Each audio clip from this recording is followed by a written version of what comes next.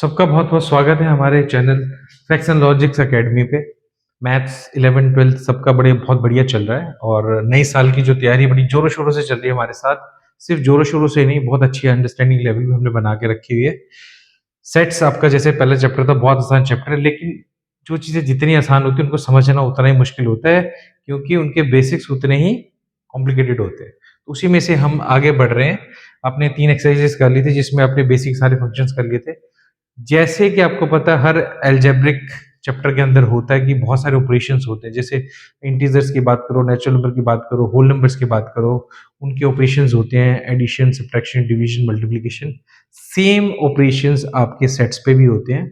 अगर हम सेट्स की बात करें तो सेट्स पे जो ऑपरेशंस वो किस टाइप के होंगे, क्योंकि वो तो कलेक्शन ऑफ थिंग्स है। तो उसपे क्या क्या ऑपरेशंस होते हैं, उसमें होता है इंटरसेक्शन, यूनियन, डिफरेंस, ऐसे बहुत सारे उनके ऊपर ऑपरेशंस लगते हैं। उन्हीं ऑपरेशंस को आज हम करेंगे, प्लस उन ऑपरेशंस को आपने वेन डायग्राम्स के थ्रू कैसे रिप्रेजेंट करना है, ये आज का टॉपिक रहेगा हमारा।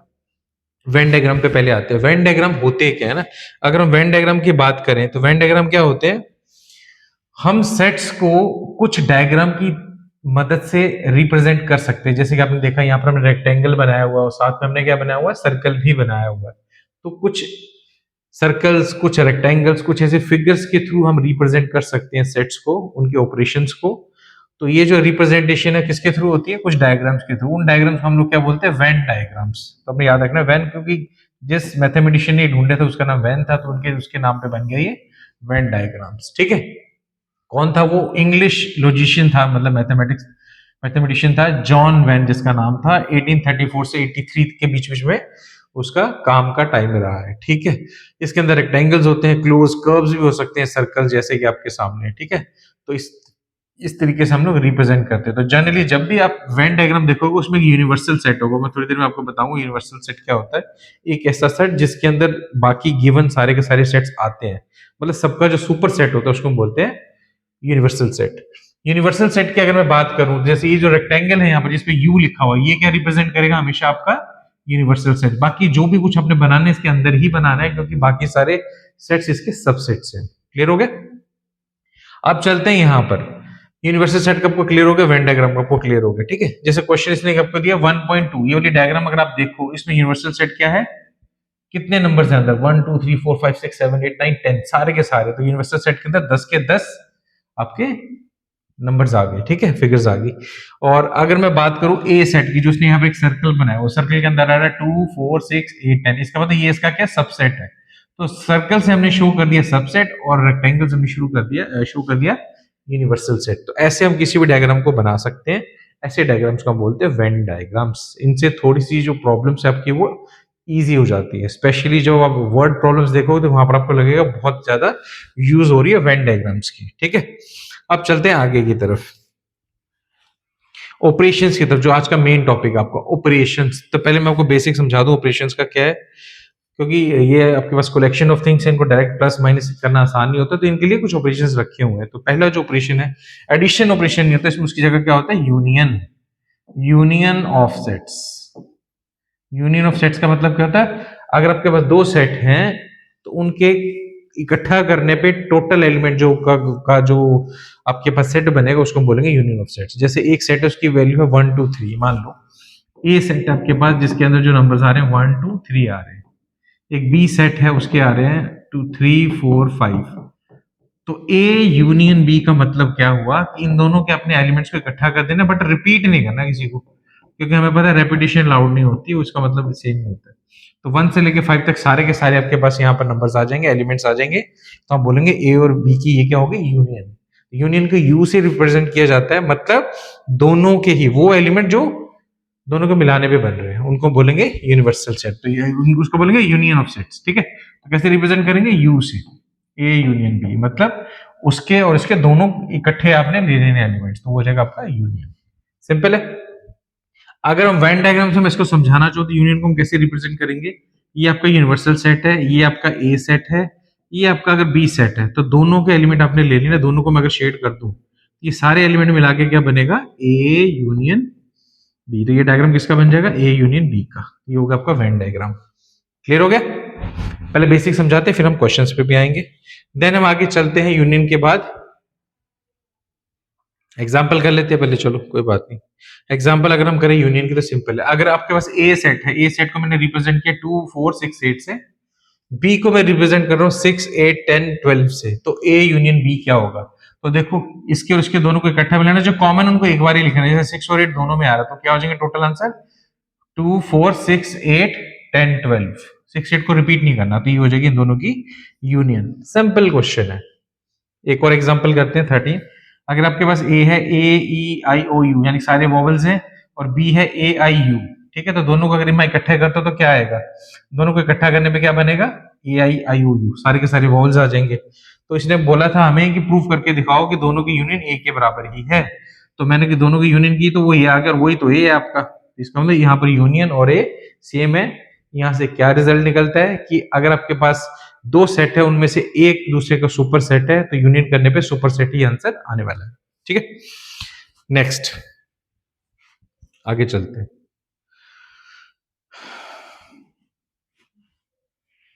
इंटरसेक्शन ऑफ सेट्स अगला टॉपिक है हमारा। इंटरसेक्शन ऑफ सेट्स क्या होता है?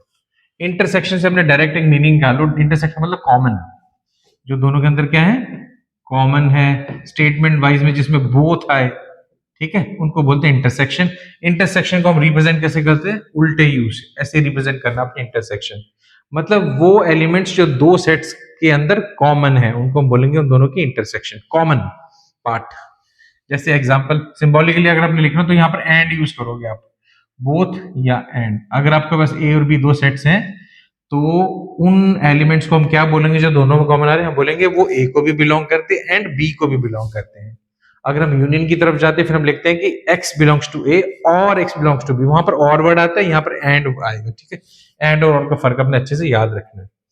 अब क्वेश्चन हमारे पास मान लो ये है कि अगर हमारे पास ए कुछ दिया है, बी कुछ दिया, और हमें उनका क्या निकालना है? इंटरसेक्शन। जैसे ये क्वेश्चन है, ए दिया है 1 2 3 4 5 6 7 8 9 10, बी दिया है 2 3 5 7, तो इनका इंटरसेक्शन क्या होगा? तो नेचुरली देखो, दोनों में 2 आ रहा है, 3 आ रहा है, 5 आ रहा है, और 7 आ रहा है। तो ये 4 नंबर है जो दोनों में आए हैं। तो इसका मतलब इंटरसेक्शन की वैल्यू क्या हो जाएगी?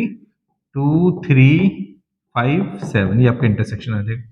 और वो किसके बराबर है? बी के बराबर ही आ गया। इसका मतलब ये हुआ कि अगर आपके पास दो सेट्स हैं, उनमें से एक दूसरे का सबसेट है, और आप दोनों की इंटरसेक्शन चाहते हैं, तो आंसर क्या आएगा? जो सबसेट होगा, छोटा वाला जो सेट होगा वो आपका आंसर होगा। यूनियन में बड़े वाला यानी कि सुपर सेट आंसर होता है। ये जब भी आप क्वेश्चन करोगे आपको खुद ही दिख जाएगा ये सब। ठीक है, तो इंटरसेक्शन का मतलब आप समझ गए हैं। अगर इसको हम लोग वेन डायग्राम से रिप्रेजेंट करना चाहें तो हम कैसे करेंगे? यूनिवर्सल सेट लिया, उसमें दो हमने सेट्स बना लिए, उन दोनों में जो कॉमन पार्ट रहेगा, ये वाला पार्ट, ये आपका क्या शो करेगा? इंटरसेक्शन। ए और बी की इंटरसेक्शन मतलब जो दोनों का ही कॉमन पार्ट है। ठीक है, नेक्स्ट चलते हैं आगे। प्रॉपर्टीज हम आराम से करने वाले हैं थोड़ी देर में। Difference of sets, next operation हमारे पास दो सेट्स का डिफरेंस। ये थोड़ा सा आपको समझना पड़ेगा, इसमें दोनों ही नोटेशन का मतलब अलग होगा। ए माइनस बी मतलब डिफरेंस बिटवीन टू सेट्स। इसका मतलब क्या हुआ कि आपने ए के वो एलिमेंट लेने जो बी के साथ कॉमन नहीं है, तो आंसर ए वाले ही लिखने हैं, लेकिन बी वाले बीच में से हटा देने हैं आपने, तो बनेगा a minus b. A minus b का मतलब elements of a not containing elements of b. जैसे ए आपके पास मैंने दे दिया 1 2 3 4 5 6, बी है 2 4 6 8, तो ए में से बी वाले हटा दो, 2 हटा दो, 4 हटा दो, 6 हटा दो, क्या बचा? 1 3 5। तो ये 1 3 5 आपका क्या आ जाएगा? इन दोनों का डिफरेंस आ जाएगा। ठीक है, तो ये हो जाएगा ए माइनस बी। अब आपने ये भी याद रखना है कि ए माइनस बी और बी माइनस ए सेम नहीं होते। अब करके देखते हैं। बी माइनस ए का मतलब बी के वो एलिमेंट जिसके अंदर आपने ए वाले हटा देना है। तो ए का 1 हटाना है, 2 हटाना है, 6, 2 हटा दोगे आप, 4 हटा दोगे और 6 हटा दो, क्या बचेगा? सिर्फ 8 बचेगा। इसका मतलब बी माइनस ए 8 है और ए माइनस बी, ये दोनों सेम नहीं होते। बड़ा इंपॉर्टेंट क्वेश्चन है ये। ए माइनस बी और बी माइनस ए इक्वल नहीं होते हैं, याद रखना। ठीक है, क्योंकि डेफिनेशन ही डिफरेंस की ये है। आगे चलते हैं हम लोग। अब चलते हैं हम सीधे क्वेश्चंस की तरफ। ये आपके सामने एक्सरसाइज आएगी, इसको बोलते हैं 1.4 एक्सरसाइज। क्वेश्चन है, मैं ज्यादा क्वेश्चन नहीं करूंगा, एक एक दो दो के, आपके इससे भी कुछ आना चाहिए। अगर आपको x दिया हुआ है 1 2 3 और y दिया है 1 2 3, 1 3 5 है x और y है 1 2 3, तो दोनों का यूनियन निकालने को कह रहा है वो। तो यूनियन क्या होगा? x यूनियन y को हम कैसे लिख देंगे? जो दोनों को मिला के लिखने हैं। तो 1 आ रहा है दोनों में, लिख देंगे। 3 आ रहा है, 5 आ रहा है, इसके अलावा इसके अंदर और कौन है, 2 आ रहा है। ठीक है, तो अब देखो ये जो एलिमेंट मैंने लिखे हैं ये दोनों को ही मैच कर जाएंगे, तो 1 3 5 2 जो आपका आंसर आ जाएगा, ये दोनों की यूनियन हो जाएगी। नेक्स्ट क्वेश्चन है हमारे पास, ए दिया है आपको वॉवल्स, बी दिए हैं एबीसी, है ना, तो दोनों की हमें यूनियन करके दिखानी है, ए यूनियन बी। तो क्या आएगा, ए कॉमन था दोनों में, ई उसमें आ रहा है, आई आ रहा है, ओ आ रहा है, यू आ रहा है, तो इसके मैंने सारे लिख दिए हैं। अब ए आप लिख चुके हो, वापस नहीं लिखना। बी और सी इसमें नहीं थे, वो आप ऐड कर दो अलग से, बी सी। तो ये जो आपका सेट बना, ये दोनों की क्या आ जाएगी, यूनियन।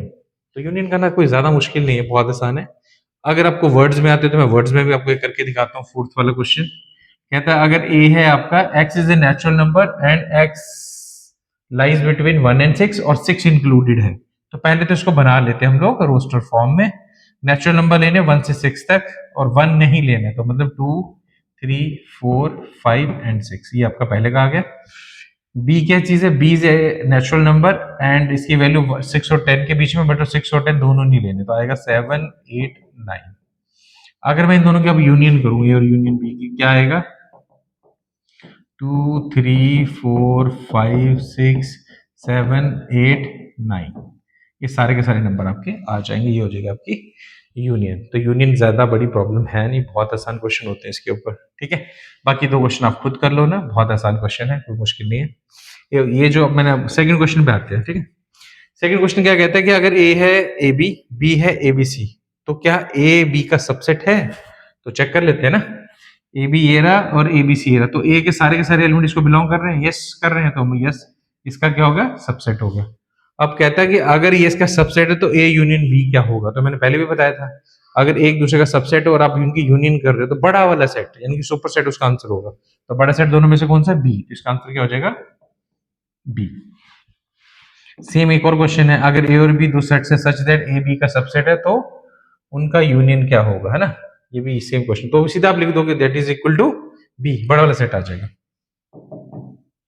ठीक है, नेक्स्ट, अगर ए आपको दिया है 1 2 3 4 और बी दिया है 3 4 5 6, सी दिया है 5 6 7 8 और डी दिया है 7 8 9 10, तो आपको अलग अलग चीजें ढूंढ के दिखानी है। तो सबसे पहले यूनियन, ए और बी की यूनियन, ए ये रहा बी ये रहा, दोनों को इकट्ठा करना, तो क्या जाएगा 1 2 3 4 दोनों को कॉमन आ रहा है, 4 आ गया, 5 आ गया और 6 आ गया, तो ये आपका आंसर आ जाएगा 1 2 3 4 5 6, ये यूनियन हो जाएगी ए और बी की।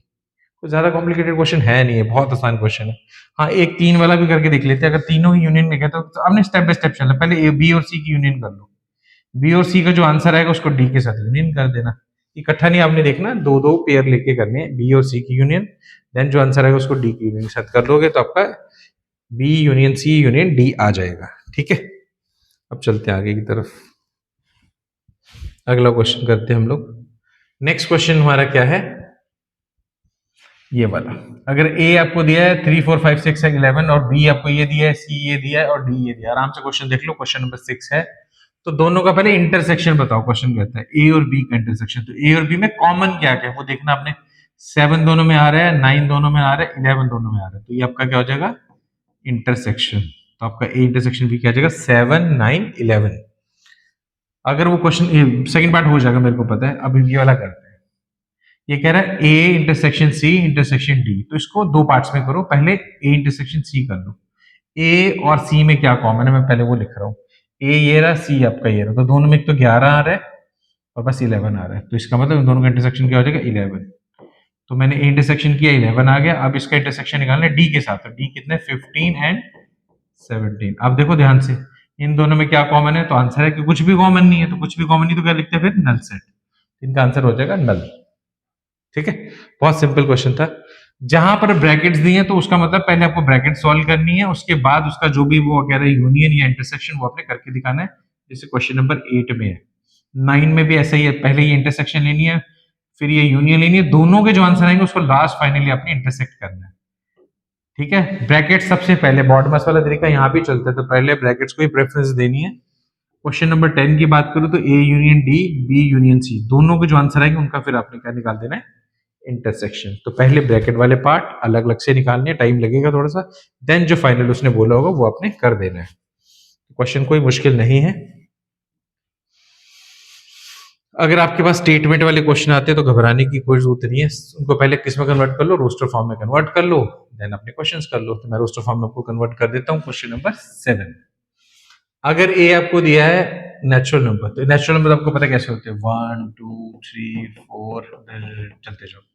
B is an even natural number, तो अगर इवन नेचुरल की बात करें 2 4 6 8 और ये चलते जाएंगे।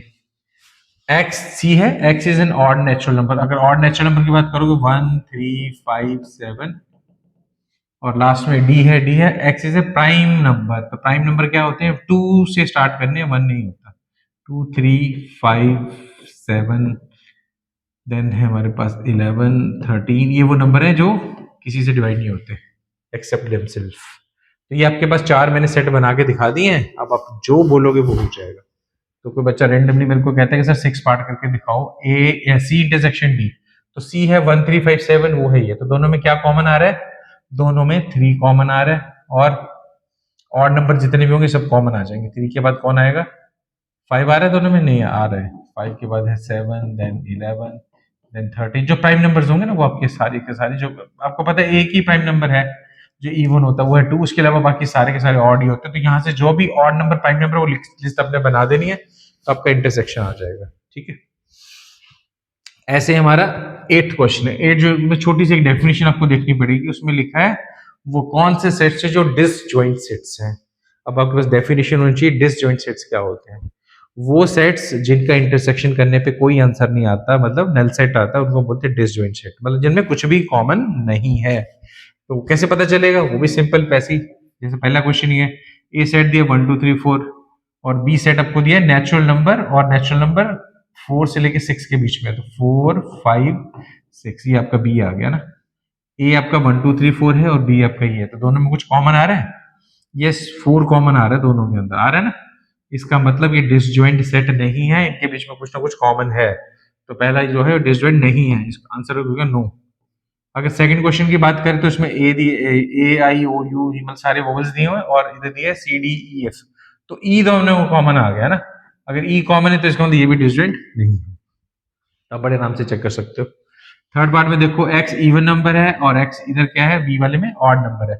एक में इवन दिखा रहा है, एक में ऑड दिखा रहा है, तो इनके बीच में कॉमन कुछ नहीं आएगा, हम बोलेंगे yes it is disjoint set, क्योंकि दोनों की इंटरसेक्शन क्या आ रही है, नल सेट आ रही है। इसका मतलब ये डिसजॉइंट सेट हो गया। तो मेरे ख्याल से अब आपको ये सारी चीजें क्लियर हो गई होंगी। एक हम डिफरेंस का क्वेश्चन भी कर लेते हैं। क्वेश्चन नंबर 9 डिफरेंस है, ए आपको दिया है, बी दिया है, सी दिया है, डी दिया है। आप जो क्वेश्चन बोलोगे वो मैं कर दूंगा, चारों सेट आपको दिए हैं, जो भी वो पूछता आप कर दो।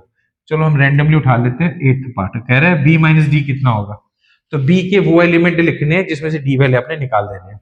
तो बी आपका ये रहा, ये है आपका बी, आपने ये एलिमेंट लिखने, लेकिन डी वाले हटा दिया। अब डी में क्या आ रहा है, 5 आ रहा है, तो इधर 5 नहीं है। 10 आ रहा है, नहीं है। 15 नहीं है। 20 दोनों में आ रहा है, तो 20 काट दो। अब देखो कोई और तो कॉमन नहीं आ रहा ना, बी का आंसर बी वाले लिखने आपने, जो पहला सेट लिखा होगा 4 8 12 एंड 16, ये आपका आंसर आ जाएगा ए बी माइनस डी का।